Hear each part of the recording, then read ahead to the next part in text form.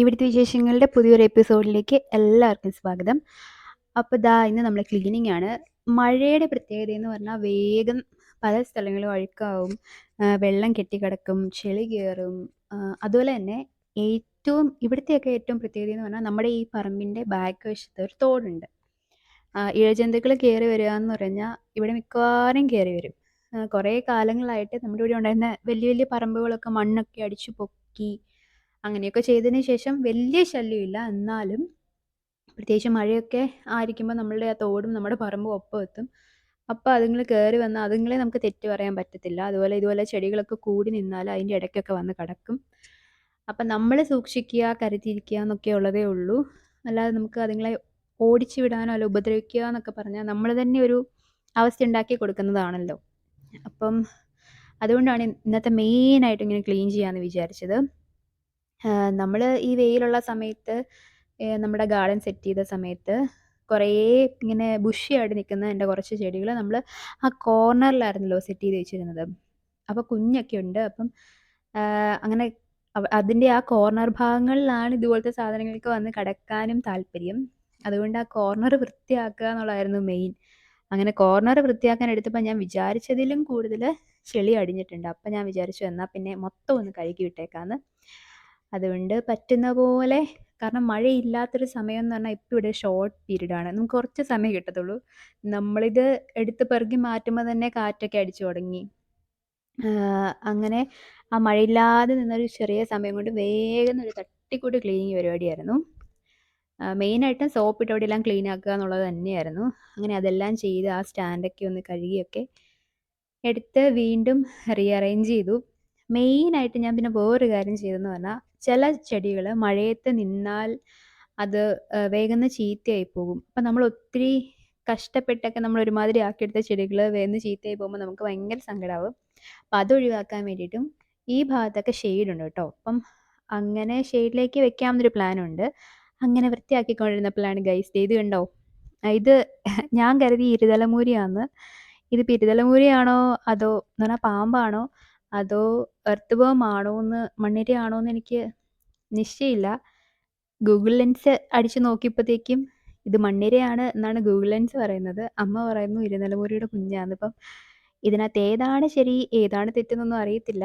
എന്തായാലും ഇപ്പം ഇത് എർത്ത് വേം ആണെന്ന് തന്നെ ഇരിക്കട്ടെ. എന്നാലും നമ്മൾ പറഞ്ഞ പോലെ ഇഴജന്തുക്കൾ കയറി വരാനുള്ള സാധ്യത തള്ളിക്കളയാൻ പറ്റത്തില്ല. അതുകൊണ്ട് നിങ്ങളും തീർച്ചയായിട്ടും കെട്ടി നിൽക്കുന്ന വെള്ളം എല്ലാം ഒന്നാതെ കമത്തി കളയുക.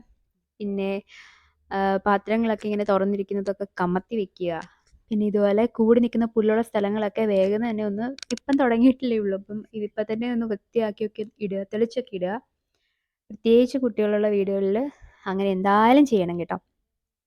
അപ്പോൾ ഞാനങ്ങനെ എൻ്റെ ഒരുമാതിരി ക്ലീനിങ് ഒക്കെ തേച്ച് കഴുക്കും ഇതൊക്കെ കഴിഞ്ഞ് ചട്ടികൾ എടുക്കാമെന്ന് വെച്ചു. അപ്പം ഞാൻ പറഞ്ഞ പോലെ തന്നെ ഷെയ്ഡിലിരിക്കേണ്ടല്ല, ഒരുപാട് മഴ കൊണ്ടാൽ പോകും എന്ന് എനിക്ക് തോന്നിയ ചെടികളാണ് കേട്ടോ ഞാൻ വീണ്ടും അടുക്കിയപ്പം പ്രയോറിറ്റി കൊടുത്ത് അടുക്കിയത്.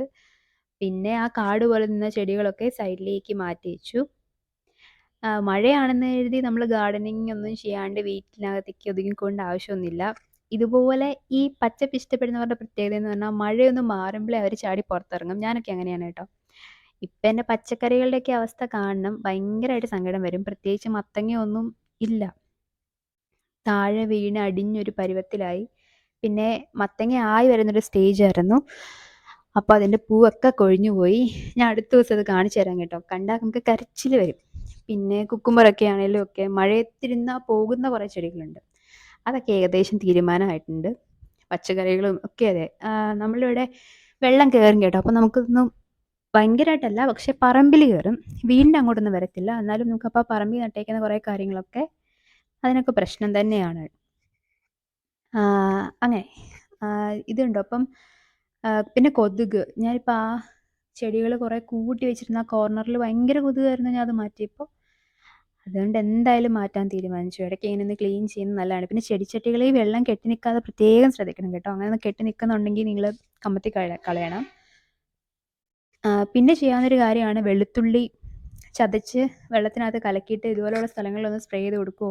പിന്നെ എന്തെങ്കിലും ഒരു എസൻഷ്യൽ ഓയിൽ നിങ്ങളുടെ കയ്യിൽ ഉണ്ടെങ്കിൽ, അതായത് ലാവൻഡറോ റോസ്മേരിയോ, ഇതൊന്നും വേണ്ട, മറ്റേ നമ്മുടെ ലെമൺ ഗ്രാസ് ഓയിൽ ഉണ്ടല്ലോ, അതാണെങ്കിലും അല്ല യൂക്കാലി തേയില ഇതൊക്കെ ഭയങ്കര കുത്തുന്ന സ്മെല്ലുള്ള എസൻഷ്യൽ ഓയിൽസ് ആണ്. അപ്പോൾ ഇതിൻ്റെ സ്മെല്ല് കൊതുകിനും ബുദ്ധിമുട്ടാണ്, അതുപോലെയുള്ള മറ്റ് ജീവികൾക്കും അത് ടോളറേറ്റ് ചെയ്യാൻ പറ്റത്തില്ല കേട്ടോ. അപ്പം അങ്ങനെയൊക്കെ ഉള്ളതുണ്ടെങ്കിൽ ഡൈല്യൂട്ട് ചെയ്ത് ഈ ചെടികളിലൊന്നും പറ്റാണ്ട് ഭിത്തിയിലും അല്ലെങ്കിൽ ഈ നിലത്തുമൊക്കെ ഒന്ന് ഒഴിച്ചു കൊടുക്കുകയോ തളിച്ചു കൊടുക്കുകയോ ഒക്കെ ചെയ്താൽ നല്ലതായിരിക്കും കേട്ടോ. അപ്പോൾ കുറേ ചെടികൾ എന്നെക്കൊണ്ട് ഇന്ന് പറ്റുന്ന അത്രയും ഒരുമാതിരി ഞാൻ മാറ്റി. പിന്നെ നമ്മളുടെ ഗ്രാസ് ലോൺ ചെയ്തിരിക്കുന്നിടത്തൊക്കെ വീണ്ടും നമ്മുടെ ശംഖുപുഷ്പം തഴച്ച് വളർന്നേക്കാണ്. അതെല്ലാം പറിച്ചു മാറ്റാൻ ഇനി അത് അടുത്ത ദിവസമേ പറ്റത്തുള്ളൂ. പിന്നെ അറേഞ്ച് ചെയ്യുമ്പം നമ്മൾ അങ്ങോട്ടും ഇങ്ങോട്ടൊക്കെ മാറ്റി കുറേ അങ്ങോട്ടും ഇങ്ങോട്ടൊക്കെ മാറ്റി മാറ്റി മാറ്റി അറേഞ്ച് ചെയ്താലേ ഉള്ളൂ ശരിയാകത്തുള്ളൂ. ഒരുമാതിരി എല്ലാം കാണാവുന്ന പോലെയാണ് കേട്ടോ ഞാൻ അവസാനം സെറ്റ് ചെയ്ത്, എനിക്ക് അടിഭാഗം അത്യാവശ്യം കാണാം എന്നുള്ള രീതിയിൽ ആണ് സെറ്റ് ചെയ്ത് വെച്ചേക്കുന്നത്. അപ്പോൾ എല്ലാവരും സേഫായിട്ടിരിക്കാൻ ശ്രമിക്കുക. മഴയാണ്, പിന്നെ കൊറോണ വരുന്നുണ്ട്, പുറത്ത് പോകുമ്പോൾ മാസ്ക് വെക്കാൻ ശ്രദ്ധിക്കുക. അത്യാവശ്യം പറ്റുന്ന പോലെയൊക്കെ വൃത്തിയാക്കിയൊക്കെ ഇടുക. അപ്പോൾ അസുഖങ്ങൾക്ക് ഒരു പരിധി വരെ നമുക്ക് മാറ്റി നിർത്താം കേട്ടോ. അപ്പോൾ വീഡിയോ ഇഷ്ടപ്പെട്ടാൽ തീർച്ചയായിട്ടും ലൈക്ക് ചെയ്യണം. നിങ്ങൾ ഗാർഡനിങ് ഇഷ്ടപ്പെടുന്നവരാണ്, പക്ഷേ സമയം കിട്ടാത്തവരാണെങ്കിൽ കുറച്ച് ചെടികളൊക്കെ പതുക്കെ നമ്മൾ ബുക്സൊക്കെ ആഡ് ചെയ്യുന്ന പോലെ തന്നെ നിങ്ങളുടെ ലൈഫിലേക്ക് ആഡ് ചെയ്യണം. അത് പതുക്കെ പിന്നെ ശീലമായിക്കോളും. ഏറ്റവും വലിയ റിലാക്സേഷനാണ് ഇതൊക്കെ. ഇനി പൂവുള്ള ചെടികളാണെങ്കിൽ നിറയെ പൂവിട്ട് കഴിയുമ്പോൾ നമുക്ക് ഭയങ്കര സന്തോഷം കിട്ടും. അപ്പോൾ വീഡിയോ ഇഷ്ടപ്പെട്ടാൽ തീർച്ചയായിട്ടും ലൈക്ക് ചെയ്യണം.